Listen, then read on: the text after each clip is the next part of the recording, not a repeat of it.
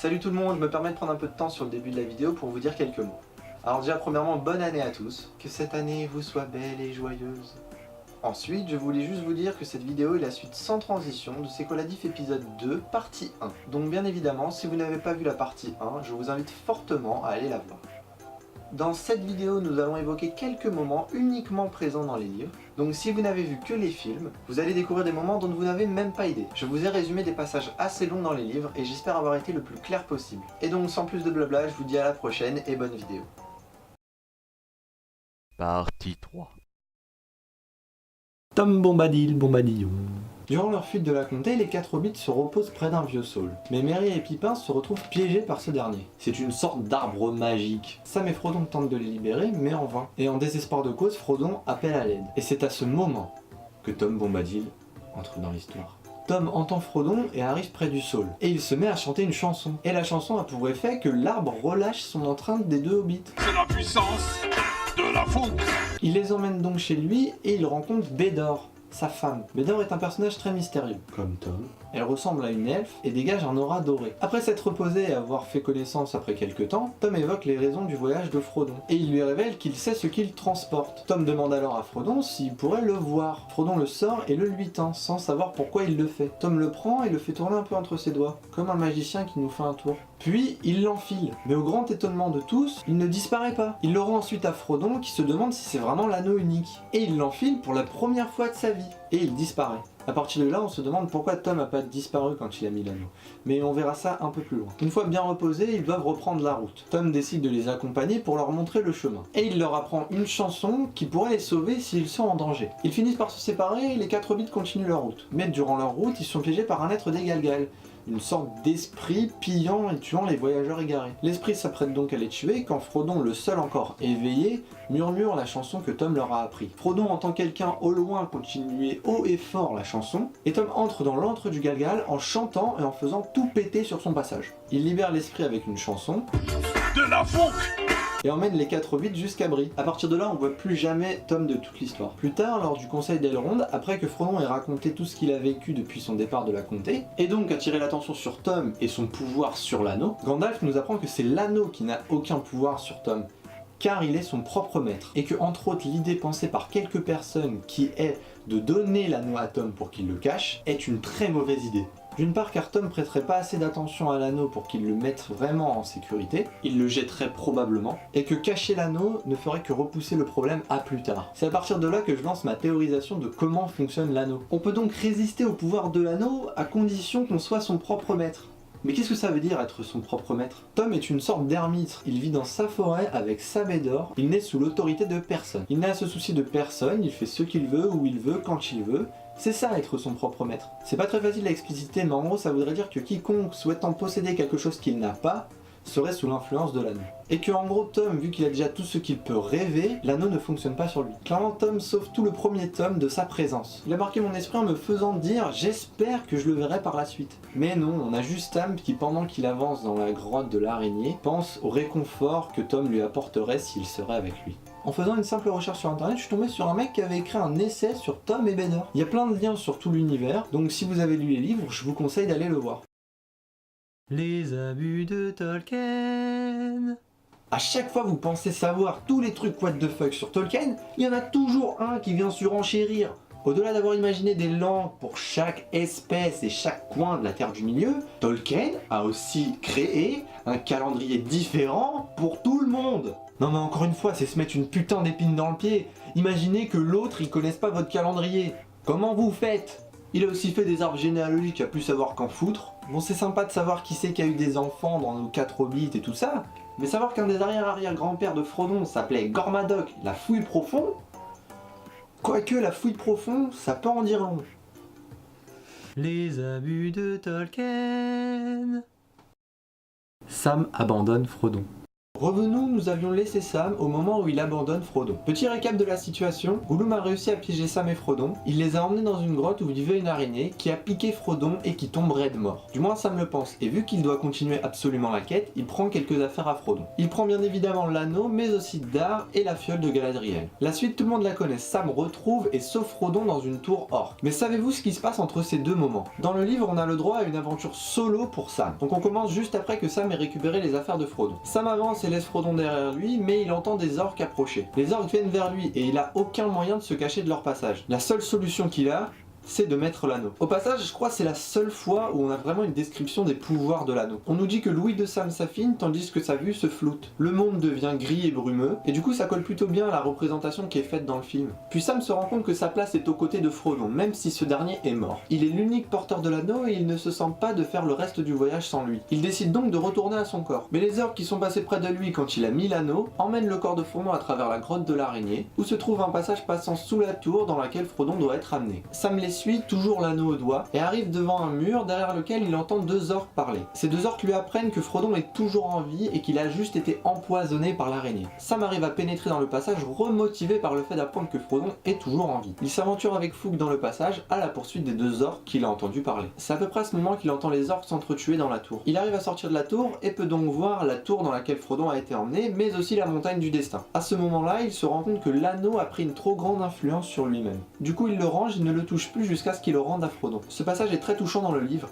Sam fait limite pitié. Pour vous expliquer le plus clairement possible, on nous dit qu'il arrive à tenir, psychologiquement parlant, grâce à l'amour qu'il porte à Frodon. Mais aussi dû au fait qu'il sache au fond de lui-même qu'il n'est pas de taille à porter un tel fardeau, et qu'il doit donc retrouver absolument Frodon pour qu'il termine la quête. Le gars a une trop mauvaise opinion de lui-même. Sam déboule ensuite au pied de la tour dans laquelle Frodon est prisonnier. Mais des statues à tête de vautour, placées en haut de la tour, empêchent quiconque de passer. À chaque fois que leur regard se pose sur quelqu'un, il est immédiatement plaqué au sol. Sam pense alors à la fiole de Galadriel. Il arrive à la sortir et s'en servir alors qu'il est plaqué au sol, et par un heureux hasard, elle contre les effets des statues. Il arrive donc à entrer dans la tour, et une fois à l'intérieur, il remarque que tous les orques se sont entretués. Une rumeur dans les derniers survivants s'est répandue comme quoi qu'un guerrier elfe vagabondait et qu'il était dans la tour. En fait, c'est Sam. Du coup, panique dans les derniers survivants, ce qui avantage Sam et lui permet de botter quelques culs. Ce qui lui permet de se retrouver pratiquement seul dans la tour. Mais la tour est grande, et il a beau chercher, il n'arrive pas à retrouver Frodon. Il se dit que tout est fini, qu'il a échoué, et il se met donc à chanter quelques vers enfantins de la comté pour se réconforter. Et une voix très faible continue les vers, ce qui lui permet de localiser et sauver Frodon. Alors surpris ou pas? Perso déjà le fait que Sam mette l'anneau, j'en revenais pas. Toute l'histoire on dit à Frodon qu'il faut absolument pas mettre l'anneau, et Sam lui il est au Mordor, et pour retrouver Frodon, il met l'anneau plus longtemps que Frodon ne l'aura jamais mis.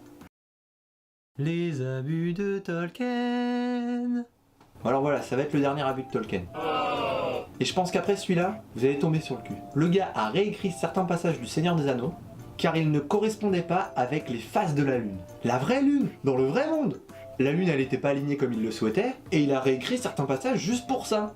Le gars est vraiment définitivement allé trop loin. Les abus de Tolkien. Le retour dans la comté. Une fois leur quête terminée, nos héros décident de rentrer chez eux. Au fur et à mesure de leur voyage retour, le groupe se sépare. À leur arrivée à Brie, et plus précisément à l'auberge du Poney Fringant, ils ne sont plus que 5, Gandalf et les 4 hobbits. Ils ont un petit entretien avec Prosper, le gérant de l'auberge. Il leur apprend que les affaires tournent mal depuis leur départ, et que des choses étranges se passent dans la comté. Mais il ne leur en dit pas plus. Ils mangent, se reposent et reprennent la route, mais Gandalf décide de se séparer des hobbits pour aller parler à Tom Bombadil. Il leur dit qu'il n'a plus aucun rôle à jouer et qu'ils doivent gérer le problème seuls. Ils suivent donc la route seuls, mais tranquillement, et rencontre un premier obstacle. La porte du Brandevin est fermée, ce qui est plutôt inhabituel. Donc ils cognent la porte et appellent pour que quelqu'un vienne ouvrir. Un hobbit que Merry reconnaît approche, et il leur dit qu'ils ne peuvent pas ouvrir, et qu'ils ont des ordres d'un certain chef se terrant à cul-de-sac. Puis Bill Fougeron, un homme qu'il n'apprécie vraiment pas, car il les a féchés lors de leur premier départ de Brie, arrive à la porte pour faire régner l'ordre. Merry le reconnaît et le menace en lui disant que s'il n'ouvre pas la porte, il va le regretter. Une menace basique qui fonctionne pratiquement jamais. Mais là si, cet autiste de Bill Fougeron déverrouille la porte, jette la clé à la figure de Merry, puis se met à courir. Dans sa course, Bill le poney lui lâche une petite ruade des familles, et le gars disparaît pour toujours. Le gars il gère trop pas la pression. Nos hobbits apprennent donc des autres hobbits qu'un tas d'interdictions est en place dans la comté, et que tout est rationné par les hommes du chef, c'est-à-dire la bouffe, la bière et même l'herbe à pipe. Et que les habitants sont terrifiés des sanctions qui vont suivre après ce que nos 4 hobbits ont fait, alors qu'ils voulaient juste rentrer chez eux. Ils sont dégoûtés mais ils dorment et reprennent la route le lendemain. Ils arrivent à une barrière derrière laquelle se trouve un groupe de shérifs. C'est la police des hobbits. Le chef des shérifs s'avance vers eux et leur dit qu'ils sont en état d'arrestation pour les torts qu'ils ont causés au Brandevin, c'est-à-dire la veille. Il leur dit qu'ils doivent être remis aux hommes du chef, à l'Ezo où se trouve la maison des shérifs. Les 4 hobbits éclatent de rire et Frodon réplique qu'il va où il veut, quand il veut et quand il lui plaît. Hold up. Hey, well, my niggas who be thinking we soft, we don't. Et qu'ils seront à cul-de-sac pour affaire. Le shérif les laisse passer mais les escorte comme s'ils étaient en état d'arrestation. Frodon dit alors qu'il va à l'auberge de la bûche flottante pour passer la nuit. Le shérif lui dit que l'auberge est fermée et que par contre il peut l'emmener à la maison des shérifs où il pourra passer la nuit. Durant le chemin, Sam reconnaît un hobbit shérif et il va lui poser des questions. Pourquoi l'auberge est fermée et pourquoi il accepte de faire tout ce que les bandits lui disent de faire. Il raconte que toutes les auberges sont fermées et qu'il n'a pas le choix. Il doit faire ce que les hommes du chef lui disent, sinon ils mettront lui et sa famille dans des trous prisons où ils seront donc emprisonnés et battus. Pour faire simple, le chef est arrivé dans la comté avec ses hommes, des bandits. Les bandits ont été rejoints par quelques volontaires, des hommes comme des hobbits, et ont violenté quelques hobbits pour qu'ils fassent régner l'ordre à leur façon. Et s'ils refusent, ils sont jetés dans des trous prisons. Et donc beaucoup de hobbits sont prisonniers de ces trous prisons pour avoir été en désaccord avec les règles appliquées. Ils arrivent dans la zone où Frodon et Sam ont toujours habité, et ils découvrent une contrée ravagée. Des maisons qui faisaient le charme de leur comté ont été incendiées et d'autres ont été reconstruites par-dessus. Pas du tout dans le style hobbit. Beaucoup d'arbres ont été arrachés et plus personne n'est dehors. La comté semble déserte. Puis arrivés à la maison des shérifs, les hommes du chef sont déjà là. Les hobbits ont une petite discussion avec eux et les bandits en viennent à insulter Frodon, ce qui plaît pas du tout aux 3 autres hobbits qui dégainent leur épée et qui sont prêts à combattre. Les bandits prennent peur et s'enfuient. Ils n'ont pas l'habitude d'avoir de la résistance. Les 4 hobbits ne comprennent pas comment la comté a pu en arriver là, mais ils ne comptent pas se laisser faire après toutes les aventures qu'ils ont vécues. C'est pas des bandits qui vont les arrêter. Du coup, ils se séparent et se lancent pour objectif de soulever la comté. Sam va voir Rosier et sa famille pour savoir s'ils vont bien. Pendant que Merry et Pippin vont libérer les hobbits prisonniers des trous prisons à Bourg-de-Touc. Et pendant que Frodon établit le plan. Quand les bandits reviennent, Frodon leur fait face. Et en même temps, tous les hobbits qu'ils ont réussi à rassembler encerclent les bandits. Ils ne veulent pas de bain de sang, du coup ils demandent aux bandits de jeter leurs armes. Seul le chef des bandits refuse et il sera le seul à mourir. Mais voilà, il reste encore le chef des chefs, la pustule Charcooks, comme les bandits l'appellent. C'est le commanditaire en quelque sorte. D'après leurs informations, il se terrerait à cul-de-sac. Ils décident de s'y rendre, mais les bandits ne sont pas loin. Ceux qui ont réussi à s'échapper lors de la première attaque ont été prévenir d'autres bandits et au final une centaine est en approche. Les hobbits se préparent et au même moment Merry et Pippin reviennent avec les hobbits libérés des trous prisons. Et la bataille pour la comté commence. La bataille finie et les hobbits victorieux, ils se dirigent vers cul-de-sac. Mais d'autres images leur brisent le cœur. Le paysage a littéralement été rasé. Plus de châtaigniers, plus d'arbres et par-dessus tout, l'arbre de la fête auprès duquel Bilbon a fêté ses 111 ans a été déraciné. Ils arrivent donc enfin à cul-de-sac, ils toquent et ils entrent. Mais au grand étonnement de tous, Saruman et Grima se trouvent là. Charcooks est en fait l'un des noms de Saruman, qui veut dire vieillard en langue noire. Ils arrêtent enfin Saruman qui est emmené vers la sortie de cul-de-sac. Au moment de sortir, il passe près de Frodon et il tente de le poignarder. Sam s'apprête à le tuer en réponse à son action, mais Frodon en grand prince qu'il est l'en empêche. Et sur le seuil de cul-de-sac, Grima poignarde Saruman, puis tente de s'enfuir mais est abattu par une flèche de hobbit. Un peu de la même façon que dans les films. Non. C'est la toute dernière de leurs aventures, et ils retrouvent une comté désolée. Tout le monde est profondément touché, et Sam se dit qu'il faudra des milliers d'années pour que tous les arbres poussent. Mais il se souvient d'un cadeau qu'on lui a fait pendant l'histoire. Au moment de leur départ de la Laurienne, Galadriel distribue des cadeaux. Sam reçoit entre autres une boîte remplie de poudre argentée. Cette poudre permettra à la végétation de repousser beaucoup plus vite, et donc que la comté reprenne des couleurs plus rapidement. Voilà, j'ai terminé. Alors comme la vidéo sur Harry Potter, je vous recommande fortement de lire les livres. Ça paraît long comme ça, mais c'est plus rapide qu'il n'y paraît. C'est un peu long au début, mais accrochez-vous, ça serait dommage de passer à côté de cet univers et de cet auteur psychédélique. De plus, je n'ai pas vu parler de tout ce qui changeait entre les films et les livres. C'est pas vraiment pour les mêmes raisons que Harry Potter, c'était plutôt que j'avais pas grand chose à dire sur certains sujets, ou alors qu'il n'y avait pas vraiment d'intérêt à les raconter dans la vidéo. Si vous voulez continuer votre expérience dans la Terre du Milieu, je vous invite à lire ces ouvrages, ou encore à jouer au Seigneur des Anneaux Online. Checkez la description, je vais la bourrer de liens sur l'univers. La vidéo touche maintenant à sa fin. Si vous êtes encore là, je vous remercie du fond de mon cœur. J'espère que ça vous a plu. Si c'est le cas, likez et laissez un petit commentaire, ça fait toujours extrêmement plaisir. Et bien sûr, abonnez-vous si vous ne voulez rien manquer. Partagez la vidéo si vous pensez que des amis à vous pourraient apprécier. Je suis vraiment désolé de ne pas pouvoir faire plus de vidéos. Je crois que j'ai choisi la pire année de ma vie pour me lancer sur YouTube. J'ai très peu de temps, principalement à cause des cours. Donc je vais faire au mieux pour la prochaine vidéo. Prenez soin de vous et à bientôt. Bye. Oh putain, j'ai cru que j'allais jamais finir la vidéo. Bon, il me reste encore le Hobbit à lire, mais bon, je lirai plus jamais de trucs aussi longs. Je serais toi, je dirais pas ça. Hein. Il te reste encore les 7 livres et toutes les saisons de Game of Thrones à faire. Hein.